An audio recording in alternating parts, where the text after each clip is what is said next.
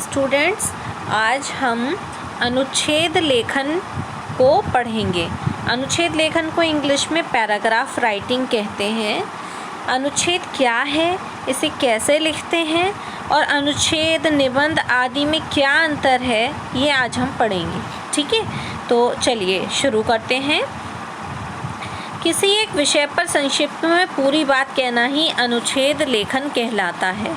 कहने का अर्थ क्या है, कोई भी विषय हो गया हमारा, हमने कोई भी विषय ले लिया, किसी भी बारे में कोई टॉपिक ले लिया, उस विषय पर हम संक्षिप्त में पूरी बात जब लिखते हैं तो उसे अनुच्छेद लेखन कहते हैं। अनुच्छेद लेखन निबंध का ही संक्षिप्त रूप है। संक्षिप्त मतलब होता है छोटा। ठीक है, तो अनुच्छेद लेखन जो है वो क्या है, निबंध लेखन का संक्षिप्त रूप है। निबंध बड़ा होता है, अनुच्छेद छोटा होता है। निबंध भी किसी विषय पर लिखा जाता है और अनुच्छेद भी किसी विषय पर लिखा जाता है। ठीक है, अब देखिए आगे क्या कहते हैं कि अनुच्छेद लिखते समय निम्नलिखित बिंदुओं पर ध्यान केंद्रित करना चाहिए। अब अनुच्छेद लिखते समय हमें क्या करना चाहिए, किन बातों पर ध्यान देना चाहिए। सबसे पहला तो क्या है, दिए गए विषय पर कुछ समय विचार करते हुए विषय की रूपरेखा, संकेत बिंदु आदि बनानी चाहिए। सबसे पहले तो हमें ये डिसाइड करना चाहिए कि हमारे पास विषय क्या है। ये निश्चित करने के बाद कि विषय क्या है, उसके बाद हम उसके संकेत बिंदु आदि, संकेत बिंदु रूपरेखा मतलब समझ रहे हैं, उससे संबंधित जो हेडिंग्स हम लिखते हैं वो। फिर आपका आ गया अनुच्छेद में विषय के किसी एक ही पक्ष का वर्णन करना चाहिए। अनुच्छेद जो लिखा जाता है उसमें हम उस विषय से संबंधित एक ही पक्ष का वर्णन करते हैं। मतलब चाहे तो अगर हम उसका पॉजिटिव पक्ष देखें, चाहे नेगेटिव, चाहे सकारात्मक या नकारात्मक पक्ष या विपक्ष, सब में से एक ही देखते हैं, किसी एक ही पक्ष का वर्णन करेंगे। व्यक्त विचार सरल, स्पष्ट व प्रभावशाली होने चाहिए। जो उस विषय से संबंधित हमने अपने विचार लिखे हैं वो सरल होने चाहिए, स्पष्ट होने चाहिए और प्रभावशाली होने चाहिए। एक ही बात को बार बार नहीं दोहराना चाहिए। अनावश्यक विस्तार से बचकर विषय पर ध्यान केंद्रित रहना चाहिए।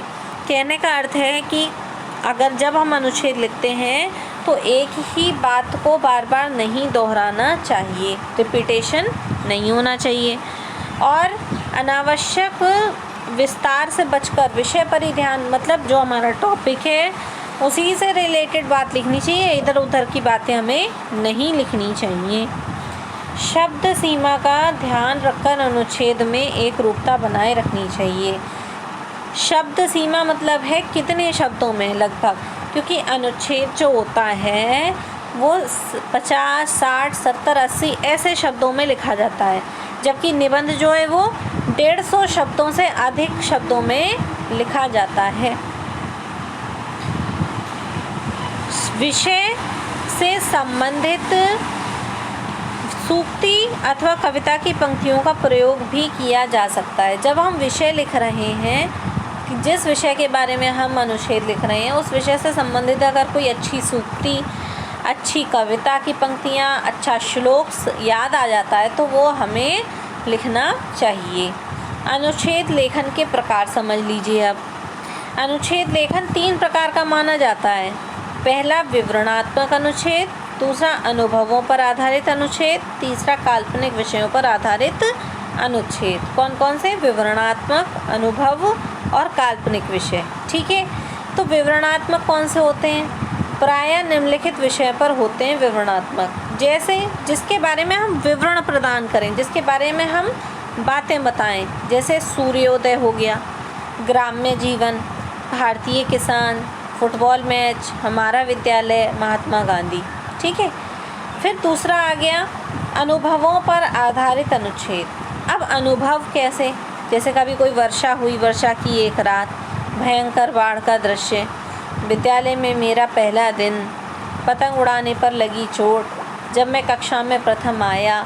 इस तरीके से जो ये हमारे अनुभव जो हमने खुद एक्सपीरियंस किए हैं, महसूस किए हैं, उनको एक पैराग्राफ में लिखना वो अनुच्छेद लेखन कहलाएगा। वो कैसा अनुच्छेद होगा? अनुभवों पर आधारित अनुच्छेद। इसके बाद अब है काल्पनिक विषयों पर आधारित अनुच्छेद। अब काल्पनिक विषय, भाई काल्पनिक विषय क्या होते हैं? जो है नहीं लेकिन हमने उन्हें मान लिया है, ठीक है। तो ये देखिए, उड़ते बादल, यदि मैं प्रधानमंत्री होता, दोपहर का सूर्य, अंधेरे का भ्रमण आदि, ये जो है ये काल्पनिक विषय हैं।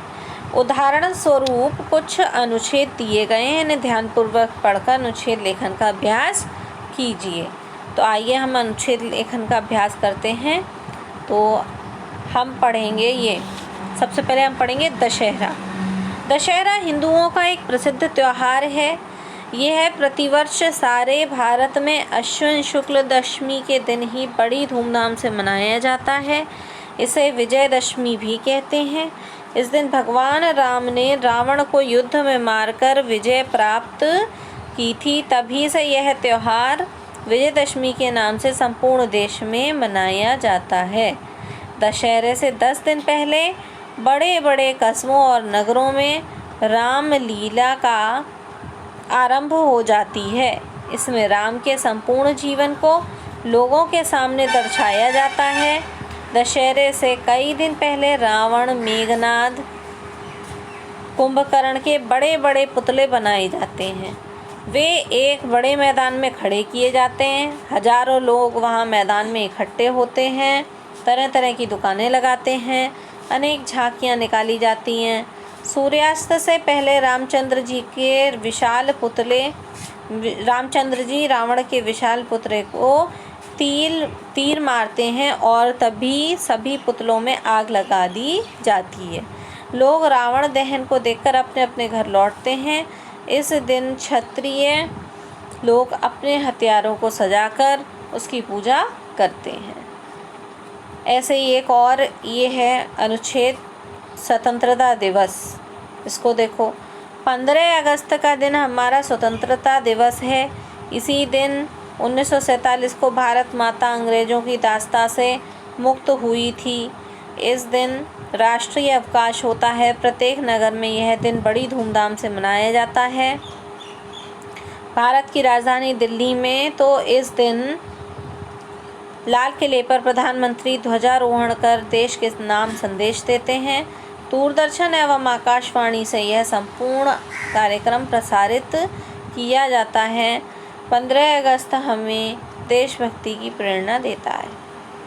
तो इस तरीके से ये अनुच्छेद लिखे जाते हैं। तो हमने आज अनुच्छेद लेखन को पढ़ा, अनुच्छेद के भागों को पढ़ा, कितने प्रकार के अनुच्छेद होते हैं, कैसे लिखा जाता है, शब्द सीमा क्या होती है, और दशहरा एवं स्वतंत्रता दिवस विषय पर अनुच्छेद लेखन पढ़ा। ठीक है, तो दशहरा आपको अपनी नोटबुक में दशहरा और स्वतंत्रता दिवस दोनों विषय पर अनुच्छेद लिखना है और इन्हें याद करना है। ठीक है, थैंक यू।